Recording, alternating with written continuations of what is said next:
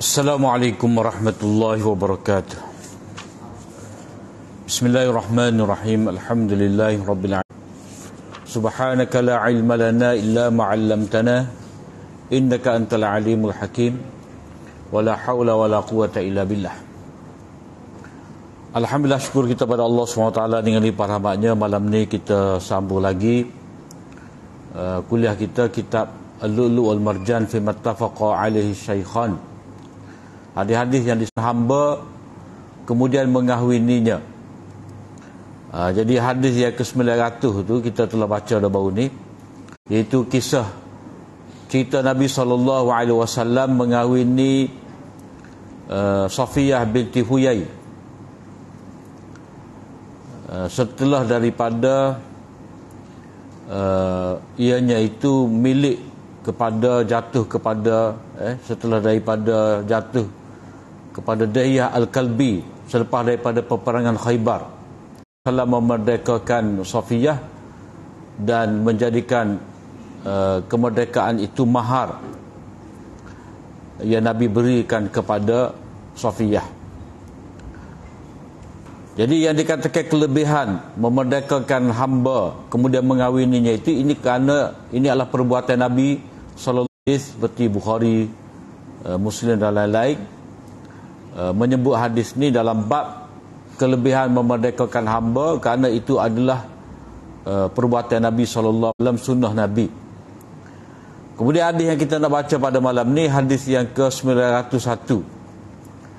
Hadisu Abi Musa radhiyallahu anhu qala Rasulullah sallallahu alaihi wasallam, man kana lahu jariyah fa'alaha fa ahsana ilaiha thumma ataqaha wa tazawwajaha kana lahu ajran. Hadis riwayat daripada Abu Musa yang fa ahsana ilaiha, dan dia mengajak adab-adab kepada hamba dia ni. Mana tidak kata ada hamba untuk buat kerja satu, akhlak, perketi yang baik, adab-adab. Kemudian bila cukup cerdik, pandai apa semua, summa ataqaha, kemudian dia memerdekakannya daripada hamba menjadi orang merdeka. Lepas pada tu dia mengahwininya pula, maka dia mendapat 2 pahala. Besar pahala. Maknanya Allah hanya itu ada berlipat ganda. Pertama, dia dapat hamba sahaya tu. Dapat hamba sahaya ni, satu dengan cara perang. Dia pergi berjihad, kemudian jatuh bahagia dia, jadi hamba untuk dia. Ataupun yang kedua, dia buat kerja tapi mendidik, buat macam anak sendiri lah. Kalau kita beri nafkah kepada anak kita, hamba ni pun lagu tu juga kita makan.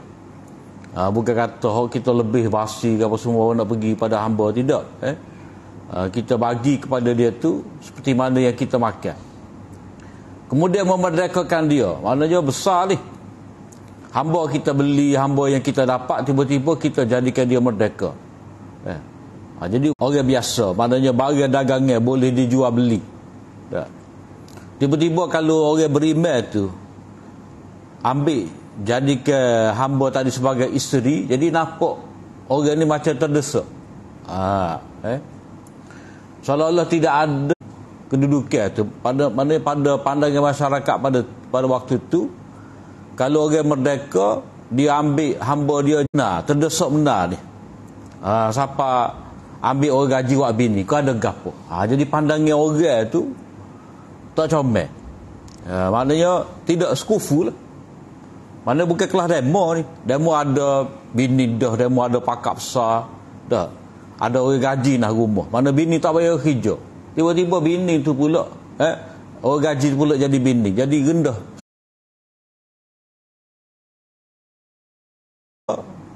Untuk mengangkat hamba.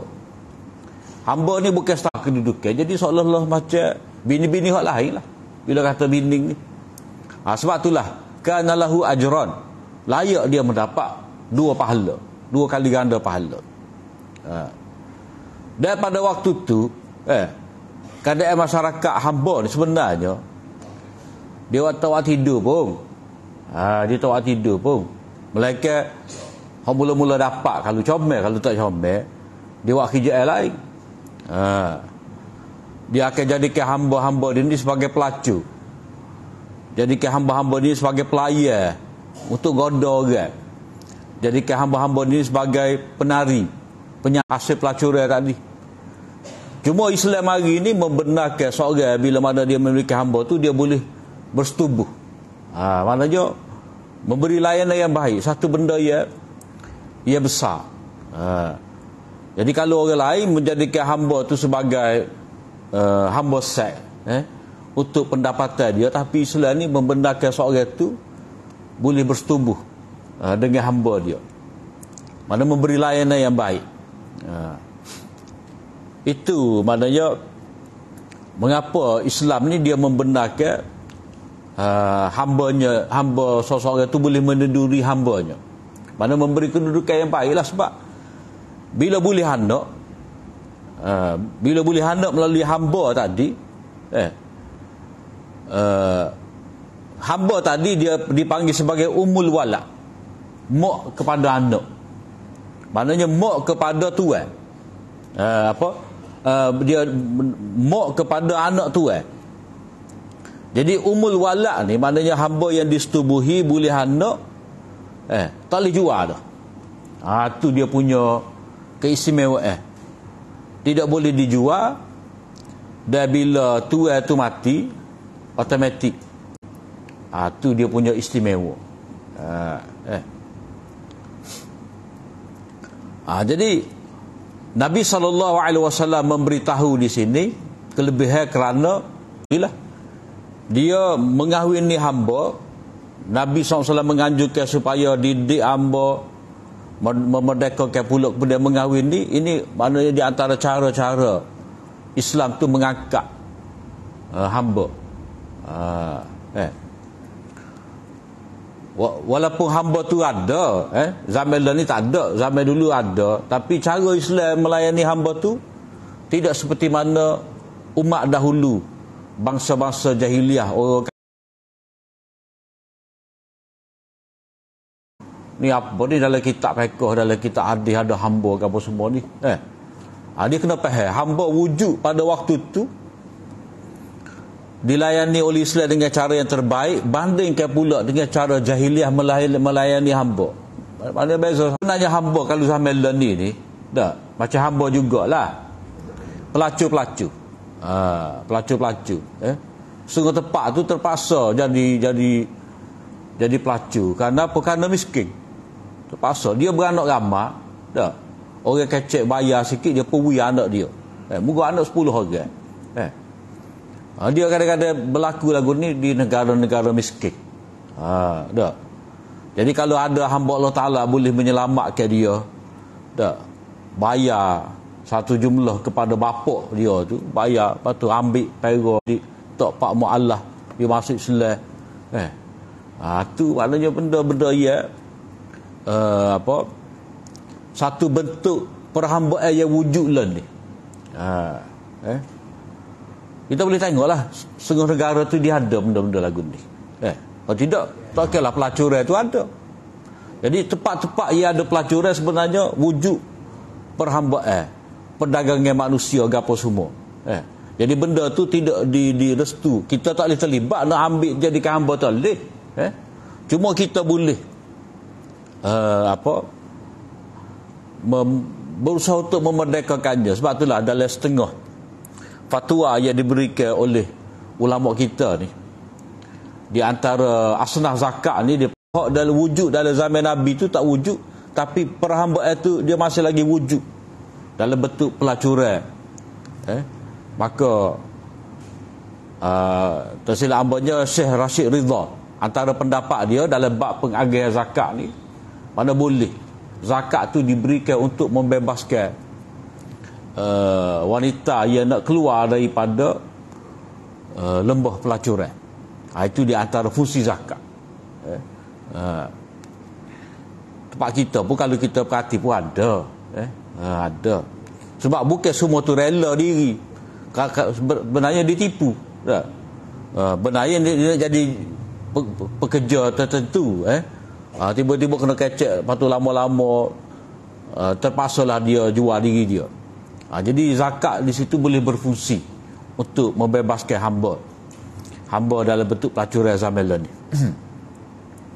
Tentu dia kena tengoklah peruntukan-peruntukan yang ada di setiap negeri, majlis agama negeri itu ada ke tidak fatwa. Tapi jadi orang beriman yang berusaha lagi, hak pesen dapat 2 kali pahala ni. Satu lagi iaitu rajulun min ahlil kitab. Orang ahli kitab, maknanya penganut Kristian ke, penganut Yahudi ke, dia beriman dengan Nabi dia, Nabi Musa ke Nabi Isa, kemudian dia pun beriman pula dengan Nabi SAW, ikut agama Nabi SAW, ikut Islam, maka dia dapat 2 kali ganda pahala lah. Mana nak suruh ahli kitab ni tinggal agama mereka tu, Yahudi, Nasrani, yang mana agama tu telah menyeleweng dah, banyak dah, punah. Agama Yahudi punah, agama Kristian punah. Sebab apa? Sebab banyak perkara. Tauhid rosak, ibadat rosak, zakat rosak, perkahwinan rosak, makan menu rosak, habis punah. Jadi untuk galakkan orang Yahudi, orang Kristian ni masuk Islam, maka Nabi SAW, lelaki ke perempuan ke, dia akan dapat 2 pahala kalau dia beriman dengan Nabi yang terdahulu, kemudian Nabi kita SAW, dia akan dapat 2 kali ganda pahala. Yang kedua, satu lagi ni, al-abdul, seorang hamba. Al-abdul mu'min, seorang hamba yang beriman, dia menhak Allah Ta'ala, mana dia jaga semaya 5 waktu, puasa, kemudian dia jaga hak tuan dia. Mana tuan dia suruh nyaku, suruh tambak lembu, kau apa dia buat seperti mana yang dikehendaki oleh tuan dia. Dia jaga 2 hak Allah Ta'ala, dia sebagai hamba Allah Ta'ala, dan dia sebagai hamba yang dimiliki oleh tuan dia, dia pun mendapat 2 kali ganda pahala. Jadi semua ni dia ada unsur pertarungan lah, unsur berebut, maknanya muzahamah, susah payah. Sebab ahli kitab ni dia pandai sinis, ataupun dia ada buah hasad dengki pada kita Islam lah. Dia tak silap macam seolah-olah macam si Abel lah. Tak. Selama ni dia anak tunggal, tak. 10 tahun, 20 tahun, 15 tahun dia sebagai anak tunggal, tiba-tiba boleh adik. Jadi dia tengok adik dia tu rasa segala kasih sayang ayah dia tu telah berpindah daripada dia kepada adik dia. Ayah dia tak cara dah. Jadi dia pada ketika tu mungkin benci kepada adik dia. Ataupun cerita orang bini ramal lah. Jadi dia deki, dia bermusuh dengan Islam, dengan Nabi sallallahu alaihi wasallam. Tiba-tiba dia bersikap jujur, beriman dengan Nabi Musa, beriman dengan Nabi Isa. Kemudian dia merendah diri pun, dia faham, dia kaji dengan sebenar-benar. Dia akan ditentang oleh saing-saing dia, terutamanya pendeta tu sendiri, rabi tu sendiri. Mana dia nak tinggal agama dia tu payah, tu tinggi sekali. Tiba-tiba dia nak ngaku masuk Islam. Payah tu. Nak berhadapan dengan anak murid dia lagi, dengan saing-saing dia lagi, dengan tunggu dia lagi. Tiba-tiba dia pilih Islam. Tu maknanya berat. Bila ada unsur berat tadi, maka dia akan dapat 2 kali ganda pahala. Tu sipir yang difahami daripada hadis ni. Kemudian 11, babu zawaji Zainab bint Jahsh wa nuzulil hijab wa itsbati walimatil urs. Ini bab perkahwinan Nabi SAW dengan Zainab binti Jahsh dan turunnya perintah berhijab dan adanya walimah untuk pengantin.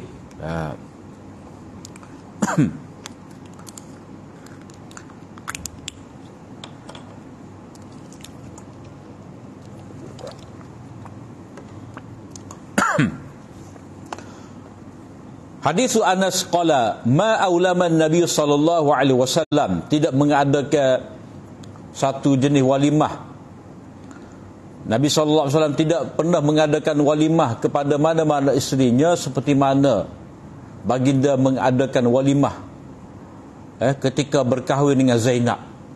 Iaitu Nabi SAW membuat walimah dengan kambing.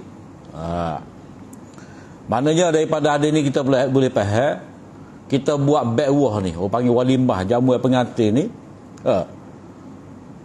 kambing ni pun Safiyah tu walimah dia sawik ya. Sawik as-sawiq. Sawik ni mana campur makanan lah. Buah tamar sikit, keju sikit, minyak sapi sikit, gandum sikit, susu pas kacang-kacang, bubur lah. Makan waktu sebagai walimah. Maknanya meraihkan pengantin. Mana sederhana benar perkahwinan Nabi SAW, walimah dia tu dengan Safiyah. Kalau dengan Zainab ni dengan kambing. Mana mewah sikit. Jadi kita boleh nampak di sini kambing ni dah berapa ekor. Jadi dalam bab ni ulama memberitahu Nabi SAW panggil ni ramah. Panggil ni ramah. Jamuan walimah ni. Mana kalau kira dari segi logiknya, dari segi adatnya, seekor kambing ni tak padah. Kita pun kat kawah tu wahara dah. Kita ingat kau hati. Dah. Pokoknya wahara. Ataupun mumbenyo. Dah. Maknanya dari segi adatnya kalau jamu kambing ni pada 20 orang ya. Pada 50 orang, tapi ia hadir ni gambar. Nabi SAW panggil kumpulan demi kumpulan untuk mari masuk makan di rumah dia sebagai walimah. Jadi ulama memberitahu bahawa ramai boleh makan ni, ini adalah di antara dalailun nubuwah, tanda-tanda kenabian. Maknanya Allah SWT memberikan keberkatan pada walimah Nabi. Walaupun sikit tetapi mencukupi, sebagai tanda kenabian. Jadi kalau kita ni tak boleh pakai sipin ni, kita kena pakai sipin adab. Kena tengok lah. Kalau kita nak memanggil 500 orang, cadar lah berapa kilo daging. Sekawah tu sekawah tu boleh makan berapa orang? Boleh makan 200 orang dah. Cadar lah. Dua kawah 500 sekawah tu cadalah dalam 40 kilo daging dah. Quality tu. Dia sepatutnya kita bekwah ni sekadar lah. Tapi kadang-kadang kita ni dia tidak duduk macam masyarakat dulu. Moga besar pun kapung paling tinggi kat kapung sebelah tu, beras sungat tu. Lah ni dah kita biasa ni, biasa jauh-jauh tu Selangor ni, Johor dah. Lepas tu sepupu kita ni rata duduk dah. Jadi tanilah kita jumpa ni. Lepas tu kita pula ni derak rata sayang ramah dah. Tak panggil suka tak kena. Nak jumpa mata masa ni lah. Maka sebab itulah tidak dapat tidak besar juga bewa. Dah. Jadi benda tu besar mampu kita. Setara mana yang kedua niat kita. Nak temu waris, nak temu sayang-sayang lama. Jadi terpaksa lah kita buat. Kadang jarang-jarang sekali kita sembelih lembu. Jadi mengikut kemampuan dan mengikut keperluan, mengikut niat kita. Asalkan kita dapat bersilaturahim dan kita jaga syarat-syarat dalam walimah ni. Atau sebenarnya walimah 3 hari 3 malam. Tak panggil langsung dah. Jadi kita kena tengok sikap kita tu kena baiki. Kita panggil tu atas rasa keluarga, bukan panggil atas rasa pakak, atas rasa kedudukan, atas rasa kekayaan. Yang penting kita silaturahim, kita bawa ikhlas, bukan nak buat grand, wedding of the year. Dah semata-mata nak tunjuk ni majlis ni terhebat dalam tahun ni, orang lain tak boleh lawan. Tak boleh. Jadi kena, ini kesyukuran. Jadi ulama memberitahu sebab apa sahabat ni, maknanya hebat dah ni. Walimah Nabi dengan seekor kambing ni, panggil pula ramai sahabat. Ini sebabkan itu Zainab kata aku dikahwinkan oleh Allah SWT dari arah yang tertinggi. Yang mana safir dia, utusan dia tu Jibril alaihissalam. Maknanya kalau kita baca dalam kitab-kitab, banyaklah versi perkahwinan Nabi dengan Zainab ni. Itu tak boleh pakar. Sebab ada kata Nabi pergi ke Mozaik tu, tengok Zainab dalam keadaan ia menyebabkan Nabi terpesona. Itu karut belaka tu. Kita kena baca kitab-kitab, baca hadis-hadis ni sesuai dengan martabat Nabi, martabat sahabiah, martabat ummahatul mukminin, martabat sahabat-sahabat. Jadi kita pakar. Nabi Daud pun dia kena cerita. Nabi Daud ngita bini orang mandi. Ya. Lepas tu suruh tu laki dia tu sebagai general tu pergi berjihad. Tempoh yang lama. Cedek kawin tu mati, Nabi Daud nak nikah. Tu cerita Nabi dalam versi Bible, versi Testament. Tak boleh. Jadi arahan Allah SWT supaya Nabi berkahwin dengan Zainab binti Jahsh ni sebenarnya untuk membaiki resam jahiliyah. Berkaitan dengan resam jahiliyah ni, berkaitan dengan Zaid bin Harithah, anak akak Nabi. Dua perkara yang Allah SWT nak betul, yang mana Nabi sendiri kena betul. Yang pertama, Zaid bin Harithah ni anak akak Nabi, orang dia panggil zaman tu Zainab bin Muhammad. Tak ada Zaid bin Harithah. Jadi Allah Ta'ala kata ud'uhum li abaihim huwa aqsatu indallah. Panggillah anak-anak angkat. Tak boleh. Jadi Allah SWT, mana Zaid tu hanyalah anak pera Nabi, anak angkat Nabi, bukan anak dari erti hasil ubah ni, iaitu bila Zainab binti Jahsh tu bila menatu seorang tua dia tak boleh nikah. Tapi dalam bab ni, oleh kerana Zaid bin Harithah bukan anak Nabi, jadi bila mana Zaid menceraikan isteri dia, bila mana Zaid menceraikan isteri dia,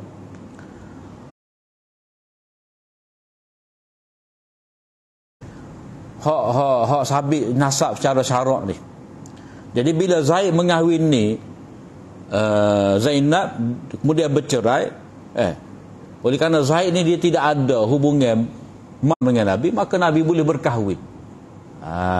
Nabi boleh berkahwin. Maknanya mana-mana orang pera anak akak, pera anak akak tu berkahwin dengan seorang perempuan, dia cerai, dia boleh berkahwin dengan bekas ataupun janda anak akak dia, ataupun dia pera anak akak, tapi jangan sabit susu lah. Dia boleh berkahwin dengan anak akak dia. Tapi kalau bini dia beri susu kepada anak akak tu tak boleh lah. Sebab susu bini dia tu mari daripada dia. Dia panggil labanul fahli. Labanul fahli. Maknanya perempuan dia dalam keadaan biasa ni dia tak ada susu. Tapi bila dia hamil, bila dia hamil tu kan untuk lelaki dia. Jadi keluar susu pada waktu tu, itu adalah kerana suami dia. Jadi kalau dia memberi susu kepada seorang budak perempuan, maka sabit mahram budak tu dengan tu lelaki dia. Kerana apa? Kerana susu tu mari daripada dia, daripada suami dia, keluar daripada dada dia, diberi kepada budak dia, dicapu darah. Jadi tak boleh lah. Dia panggil labanul fahli, susu bapak dia panggil. Jadi Nabi SAW buat walimah sahabat ni dengan sembelih kambing ni kerana syukur perkahwinan ni adalah perintah daripada Allah SWT dengan maksud yang besar untuk mengubah resam jahiliyah. Cuma kalau orang buat perbandingan, lagu mana walimah Nabi Dengan Sofiah tu sekadar sawit tadi. Campuran koleh kita kata, qasidah. Susu yang dimasak campur dengan tambah dengan buah-buah kering, minyak sapi apa semua tu. Jadi jawabnya walimah yang dibuat oleh Nabi sebelah huta nak naik apa pula kelik. Jadi kat mana ada? Dan itu menggambarkan kepada kita bahawa walimah ni kena segeralah. Jangan 3 tahun nikah baru nak walimah. Berkata perut itu dah baru nak bewa. Jadi tak nampak tak nampak suasana pengantin baru. Mana Ji?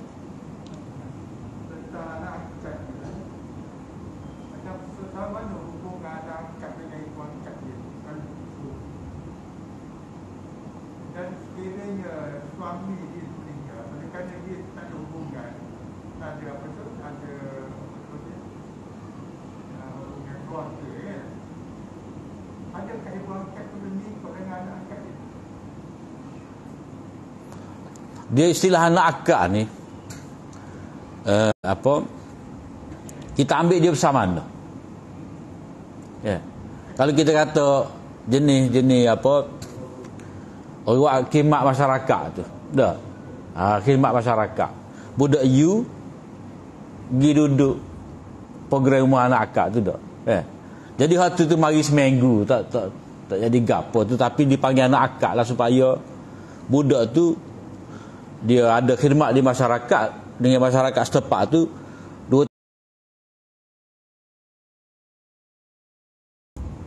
Masuk anak akak ni hak kita pera yang kecil lagi. Kita pera yang kecil lagi, kita pergi makan, kita pergi minum. Dah. Orang jahiliah dulu dia kira anak orang tu lah. Jadi bank tu pun bank orang tu juga. Bank hak pera dia. Jadi Islam tak sia tu. Maknanya asal keturunan dia tu kena tahu. Macam contoh kita kata dak. Kita kadang-kadang sama-sama adik-beradik ni. Kita anak ramai 12. Bahawa hak ni anak pera. Anak akak lah. Bukan anak sebenar. Jadi kita pun kena ajar panggil tu, panggil molek lah. Jadi kalau dengan ayah akak dia panggil ayah, hak ni kena panggil tahap tu juga. Tahap abah ke, papa ke. Jangan wihilai. Kena panggil, maknanya anak kita orang pera tu, maknanya budak tu dia kena panggil kita tu macam anak-anak kita panggil kita. Kalau papa-papa lah. Kalau abah-abah lah. Jadi dia dengan pok akak dia tu dia nak panggil abah pun tak apalah, ayah pun tak apa, tapi jangan panggil umi ke abah deng ke. Tak. Jadi macam jauh tu. Hak abah, hak ayah akak dia panggil abah. Nilai dia titi. Budak tu pada siapa?